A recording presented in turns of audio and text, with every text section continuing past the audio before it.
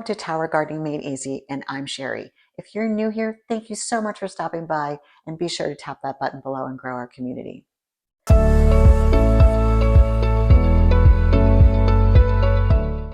Let's get into today's video. So we have lots to do. Oh my gosh, the boom room is booming. So we got 2 fruiting blocks that are ready to go. One is the chestnuts, and that is going to be the second crop that we harvest off of it. And then I'm sure you saw the video before. I could post it right here so you can take a look at it. But this is the second crop. It's almost as big, but not as much. But that's usually to be expected. And the second surprise I have is the black kings. Now, I've never grown them before. This is my first shot. They're an intermediate type of mushroom to grow, but I didn't really think that it was that difficult. So if you're new to this and you want to give that a try, definitely check these out because they're super cool and really, really, really pretty. So what we're going to do now is we're going to open the bloom room. I'm going to show you the veils, put them aside, and we're going to go upstairs and we're going to go ahead and harvest them, and we're definitely going to get a weight. All right, so let's get going. All right, so here we go. This is already unzipped. And before I turned on the camera, I was sure to, what do I always do?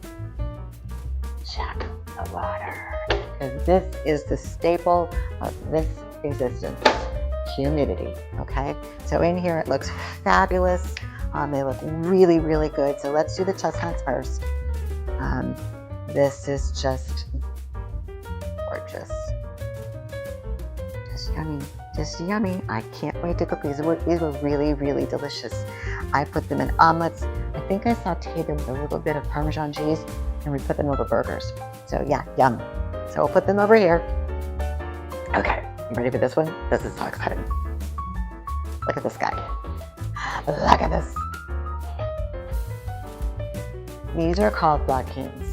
Now, they popped up. Once they pinned, I cut down this plastic because that's what you were supposed to do, which I did. And then the little cats, aren't they gorgeous? They almost look like the blue oyster, but they're just definitely a thicker stem and a flatter top. So they are ready. They say do not wait a whole long time because once the caps flatten out, they lose their yumminess. So let's go ahead and put these aside. All right, so we'll just do a quick review while we're here.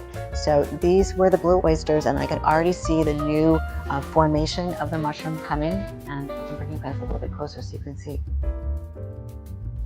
Let's take this down just a little bit. There we go.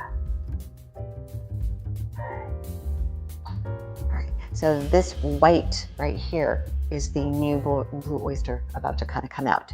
Down below is the Namiko. The top is nice and brown. And it looks like it's about to do something because I can see some mini little pinning.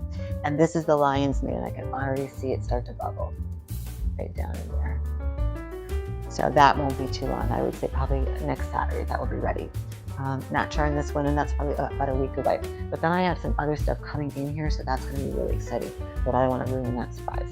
So why don't we do this? Let's back upstairs and go ahead and take them off the substrate and do a little bit of weight, and then we'll move on.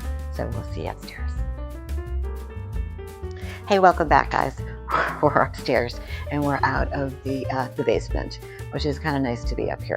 So let's go ahead, and you guys know the drill. So let's go ahead. I'm going to do the chestnuts first because those are so far my favorite, and they're just so lovely and so beautiful. So I just want to bring these up nice and close and show you how big those veils are and how incredibly yummy they're going to be.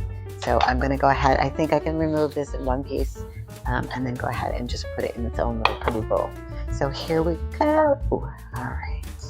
So again, I just grab it from underneath. Same thing, came right off. There's a substrate. And how beautiful is that? It's just gorgeous. Okay, here we go. And then there's 2 little ones over here. Now, again, I said this was the second crop with this. And so the second is never as big as the first.